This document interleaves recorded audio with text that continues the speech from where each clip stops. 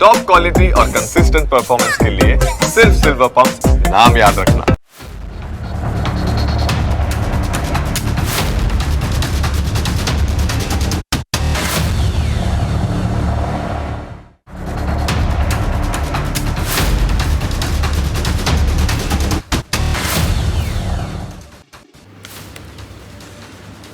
Break બાદ આપનું ફરી સ્વાગત છે। દેશના એક રાજ્યમાં સૌથી પહેલાં વિદ્યાર્થીઓની સાથે અન્યાય કરવામાં આવ્યો। વિદ્યાર્થીઓએ અવાજ ઉઠાવ્યો તો તેમના પર અત્યાચાર કરવામાં આવ્યા। આમ છતાં દેશના કહેવાતા માનવ અધિકાર કાર્યકર્તાઓ, વારંવાર ડ્રામા કરનારા કેટલાક અભિનેતાઓ અને વિદ્યાર્થીઓના તારણહારનું મહોરું પહેરી લેનારા નેતાઓના પેટનું પાણી પણ હલ્યું નથી। આ વાત ઝારખંડની છે।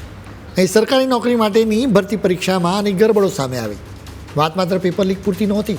પેપર લીકમાં તો ગુનાહિત માનસિકતા ધરાવતા લોકોનું કામ હોય છે, એમાં સરકારની સંડોવણી હોતી નથી।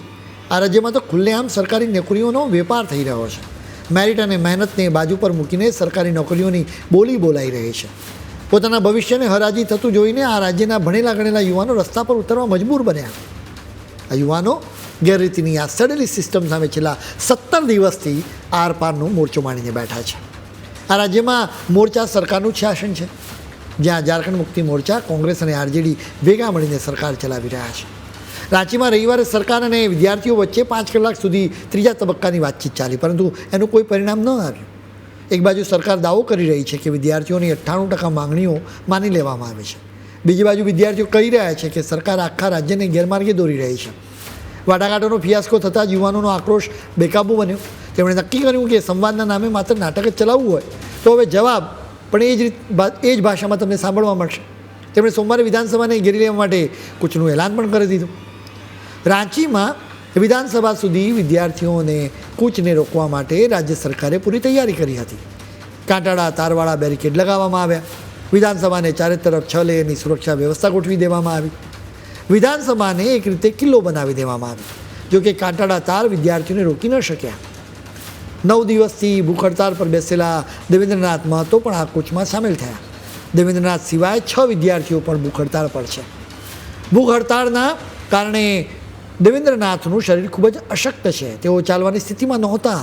આવી સ્થિતિમાં તેઓ આવ્યા તો વિદ્યાર્થીઓ તેમને પોતાના ખભા પર બેસાડ્યા। પુષ્પોથી તેમનું સ્વાગત કરવામાં આવ્યું। એ સમયે તેમણે તિરંગો લહેરાવ્યો હતો। આ વિદ્યાર્થીઓ જ્યારે વિધાનસભા તરફ કૂચ કરી રહ્યા હતા ત્યારે ઝારખંડની પોલીસે તેમની સહનશક્તિની પરીક્ષા લીધી। તેમના પર વોટર કેનનનો મારો ચલાવ્યો, એટલે કે પાણીનો જોરદાર પ્રવાહથી હુમલો કર્યો। જોકે જે આંખોમાં આંસુ નહીં પરંતુ આક્રોશની આગ હોય તેઓ કંઈ થોડા પાણીના પ્રવાહથી રોકી શકાય। વિદ્યાર્થીઓ આગળ વધતા રહ્યા। કેટલીક જગ્યાએ તો વિદ્યાર્થીઓ પાણીમાં ડાન્સ કરવા લાગ્યા હતા। તેઓ પોલીસને કહેવા લાગ્યા કે ઓર ચલાવો।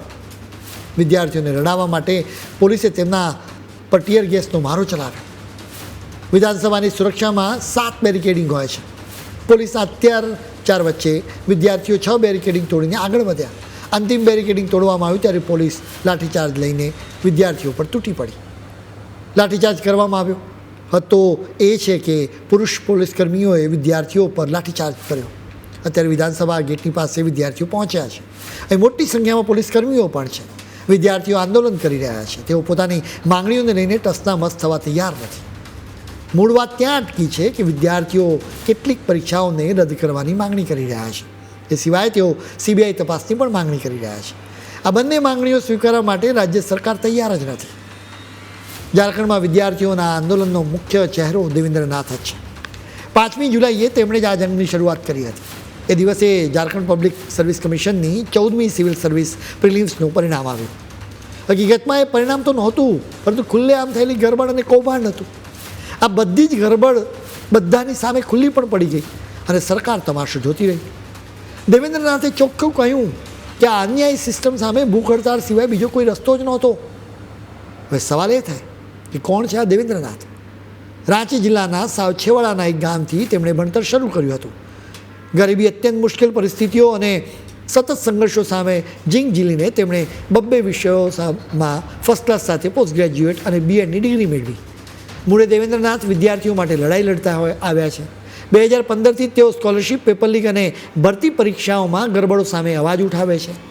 તેમની તાજેતરની લડાઈ વખતે તેમણે પોતાની સગી માતાને પણ ગુમાવ્યા. એમ છતાં તેઓ વિદ્યાર્થીઓના હકની લડાઈમાં એક ડગલું પણ પાછા ન હટ્યા. એ સમજવા જેવું છે કે દેવેન્દ્રનાથ સાથે આજે હજારો વિદ્યાર્થીઓ કેમ જોડાયા છે. એમનું કારણ એ છે કે ઝારખંડની આ ગઠબંધન સરકાર સામે દરેક યુવાનના દિલમાં ગુસ્સાનો જ્વાળામુખી ફાટી રહ્યો છે. અહીં પેપર લીક થવા તો હવે સાવ સામાન્ય વાત બની ગઈ છે, પરંતુ એનાથી એ આગળ વધીને અહીં તો સરકારી નોકરીઓની ખુલ્લેઆમ હરાજી થઈ રહી છે. શાકભાજી મંડીની જેમ નોકરીઓના ભાવ પણ નક્કી થઈ ગયા છે. ડીએસપીની પોસ્ટ જોઈતી હોય તો 1.20 કરોડ, ફોરેસ્ટ રેન્જર્સ માટે 80 લાખ રૂપિયા, શિક્ષક બનવા માટે 30 લાખ રૂપિયા, કલેક્ટર કે તાલુકા કક્ષાના મોટા અધિકારીઓ અને સચિવાલયના હોદ્દાઓ માટે 60 થી 80 લાખ રૂપિયા ખુલ્લેઆમ માંગવામાં આવી રહ્યા છે. દલાલો તો બિંદાસ્ત રસ્તા પર ફરી રહ્યા છે. ફોન કરીને ઓફરો આપવામાં આવે છે કે રોકડા પૈસા ટેબલ પર મૂકો અને નોકરી તમારી પાકતી, તમારી ઉત્તરવહી પણ અમે જ સેટ કરી આપીશું. અહીં ગજબ જાદુ થઈ રહ્યો છે. સાવ ઓછું મેરિટ ધરાવનારાઓ પાસ થઈ જાય છે અને તેમને નોકરી પણ મળી જાય છે.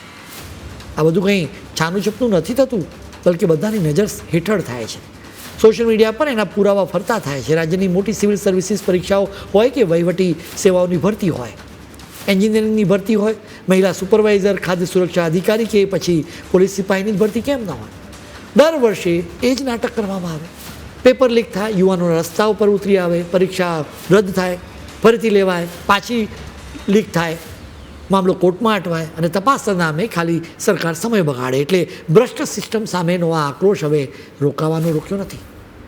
આખી ધાંધલ ધમાલમાં સૌથી મોટો માર ઝારખંડના મહેનતુ યુવાનો પર પડી રહ્યો છે. પરીક્ષાઓની રાહ જોવામાં અને આંદોલનો કરવામાં તેમની ઉંમર વીતી રહી છે.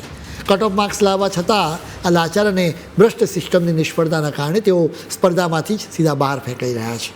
રાજ્યમાં 1.6 લાખ જેટલી સરકારી જગ્યાઓ અત્યારે ખાલી પડી છે, પરંતુ આ સડેલી સરકારની નિયત જ નથી કે કોઈ પ્રામાણિક યુવાનને નોકરી મળી રહે. જેની પાસે બ્લેકના રૂપિયા છે તેઓ પૈસા ફેંકીને નોકરી ખરીદી લે છે અને જે દિવસ રાત એક કરીને પરસેવો પાડે છે એ બિચારો લાઇનમાં જ ઊભો રહે છે. તમે કલ્પના કરો કે યુવાનોને નેપાળ સુધી લઈ જઈને રાતોરાત પેપર ગોખાવનારી આખી ગેંગ ચાલી રહી છે અને કરોડોનો કાળો કારોબાર ધમધમી રહ્યો છે. CIDએ થોડાક દલાલોની ધરપકડ કરીને સંતોષ માની લીધો, પરંતુ યુવાનોને હવે આ સ્થાનિક તપાસ પર જરાય ભરોસો રહ્યો નથી. તેમની એક જ સ્પષ્ટ અને મક્કમ માંગણી છે કે આ આખી સડી ગયેલી સિસ્ટમની CBI તપાસ થવી જોઈએ અથવા તો હાઈકોર્ટના નિવૃત્ત જજ દ્વારા સ્વતંત્ર અને નિષ્પક્ષ તપાસ થવી જોઈએ. અત્યારે આવી સ્થિતિના લીધે જ ઝારખંડના યુવાનો રોષે ભરાયા છે. જોકે તેઓ અત્યાર સુધી સંયમમાં રહેતા હતા. તેમના હાથમાં તિરંગો જોવા મળે છે, તેમના હોઠે ભારત માતા કી જયનો નારો છે. આ બધા વચ્ચે સૌથી મોટો સવાલ એ છે કે જંતર મંતર પર આંદોલન કરી રહેલા કોકરોચ જનતા પાર્ટીને સપોર્ટ આપનારાઓ કેમ ઝારખંડના યુવાનોને સપોર્ટ આપવા તૈયાર નથી. આજના જૈનજીએ આ મામલે વિચાર કરવો જોઈએ. ખેર, આજના ફૂલ સ્ટોપમાં આજે આટલું. નવા મુદ્દાઓ સાથે ફરી મળીશું. ત્યાં સુધી મને રજા આપશો. નમસ્કાર.